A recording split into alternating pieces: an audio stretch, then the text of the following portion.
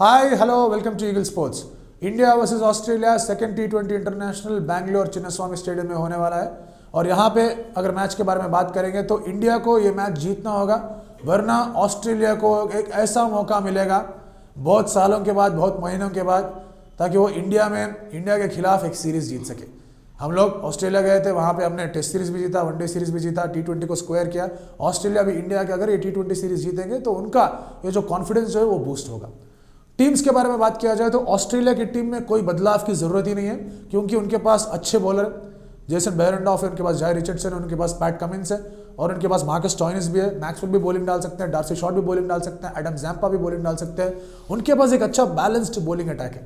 अगर बैटिंग की बात किया जाए तो शॉट और फिंच ओपन करेंगे। फिंच को यहाँ पे अपने आप को साबित करना पड़ेगा, क्योंकि इंडिया के खिलाफ रिसेंट पास में वो ठीक से रन नहीं बना पाए। इनको इस मैच में कैप्टन के दौरान उनको खेलना पड़ेगा, वरना बहुत सारा दबाव उनके ऊपर आ जाएगा। अगर देखा जाए तो इंडिया का जो भी पावर है वो स्पिन है, तो स्पिन के थ्रू ऑस्ट्रेलिया के ऊपर दबाव डालना पड़ेगा। अगर ये दबाव ठीक से डाल पाएंगे तो ऑस्ट्रेलिया के लोग कुछ ऐसे शॉट खेलने की कोशिश करेंगे ताकि रन रेट बनाए रखे और वहां पे वो लोग आउट हो सकते हैं।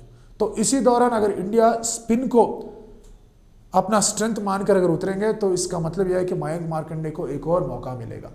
मयंक मार्कंडे को मौका इसलिए मिलेगा क्योंकि बैंगलोर का अगर पिच देखा जाए तो वो आराम से 200 मारने वाला पिच है, एक अच्छा रिलायबल बाउंस है और फ्लैट ट्रैक है। इसका मतलब रिस्ट स्पिनर्स को थोड़ा बहुत मदद मिलेगा और वो रिलायबल बाउंस की वजह से रिस्ट स्पिनर्स और भी घातक बन सकते हैं। तो इसका मतलब अगर चहल और मार्कंडे दोनों चल गए तो ऑस्ट्रेलिया के लिए बहुत ही मुश्किल होगा। सिमिलरली जैम्पा और शॉट अगर चले गए तो इंडिया के लिए भी बहुत मुश्किल होगा। लेकिन इंडिया में स्पिन खेलने वाले बल्लेबाज बहुत अच्छे हैं और स्पिन को इस विकेट में अच्छे से अच्छे बॉलर्स के खिलाफ भी हमारे बैट्समैन ने रन्स मारे।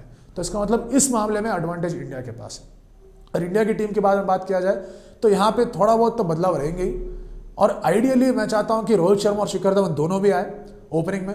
रोहित शर्मा का रिकॉर्ड जो है ऑस्ट्रेलिया के खिलाफ T20 में इतना अच्छा नहीं है और चिन्नास्वामी स्टेडियम एक ऐसा जगह है, एक ऐसा स्टेडियम है जहाँ पे वो रिकॉर्ड को बदल सकते हैं। तो रोहित शर्मा शिखर धवन ओपन करेंगे, KL राहुल वन डाउन आएंगे। इसका मतलब यह है कि वो एक स्टेटमेंट दे रहे हैं कि मैं जो हूँ मैं मिडिल ऑर्डर में भी खेलने के लिए तैयार हूँ और मिडिल ऑर्डर में खेलूंगा, स्पिनर्स के खिलाफ खेलूंगा, मिडिल मीडियम पेसर्स के खिलाफ भी मैं खेल सकता हूँ, मैं अच्छा रन रेट बनाए रखता हूँ। ये ऐसा अपॉर्चुनिटी KL राहुल को अगर देंगे तो अच्छा होगा उनके लिए। इसका मतलब यह होगा कि विराट कोहली 2 डाउन आएंगे। अगर विराट कोहली जब 2 डाउन आएंगे तो 7 और 16 ओवर्स के बीच अगर हम एक एनालिसिस करेंगे किन किन मैच में अगर इंडिया हारा, उसका अगर हम ब्रेकडाउन एनालिसिस करेंगे तो 7 से लेकर 16 ओवर के बीच में इंडिया ने ठीक से परफॉर्म नहीं किया।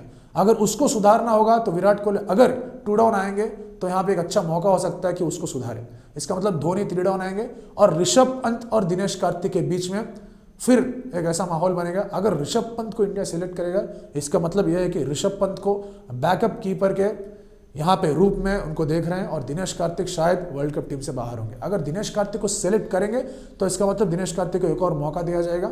IPL में भी उनके ऊपर एक समीक्षा रखी जाएगी और देखी जाएगी कि क्या होगा।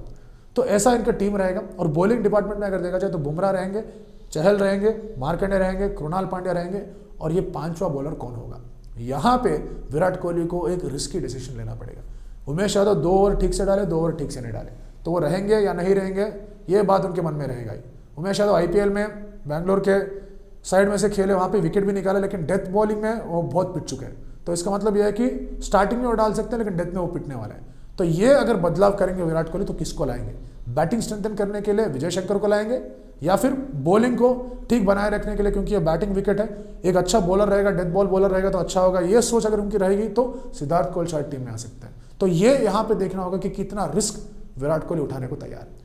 तो यहाँ पे इंडिया को अपना मूव देना पड़ेगा, इंडिया को यह मैच जीतना पड़ेगा। Australia can play little safe. Australia जो भी उन्होंने बनाए रखा है बॉलिंग में इंडिया के खिलाफ, उन्होंने बहुत सारे ऐसे सवाल किए इंडिया को और इंडिया को उसका जवाब इस मैच में देना पड़ेगा। और मैं चाहता हूं कि ये मैच जो है बहुत ही अच्छा लाइव वायर कॉन्टेस्ट हो। जैसा फर्स्ट मैच में अगर देखा जाए तो 14th ओवर तक Australia was cruising towards victory, उसके बाद थोड़ा इधर उधर हो गया, India was back into the game, फिर एक नेक ऑन नेक मैच हो गया और लास्ट बॉल फिनिश हो गया। मैं चाहता हूं कि इस मैच भी फर्स्ट से लेकर लास्ट तक ऐसे माहौल बनाए रखे और एक अच्छा क्रैकर ऑफ एन एनकाउंटर हो और इंडिया ये मैच जीते, ताकि सबका कॉन्फिडेंस बनाए रखे और ये वनडे सीरीज जो आने वाला है उसमें जिन्होंने भी परफॉर्मेंस ठीक से नहीं किया उनके लिए एक कॉन्फिडेंस बूस्टर की तरह रहेगा। आप क्या सोचते हैं कमेंट ग्रुप में हमें बताइएगा। और अगर ये वीडियो आपको अच्छा लगा तो लाइक कीजिए, कमेंट कीजिए, शेयर कीजिए और सब्सक्राइब कीजिए ईगल स्पोर्ट्स के लिए। Thank you so much.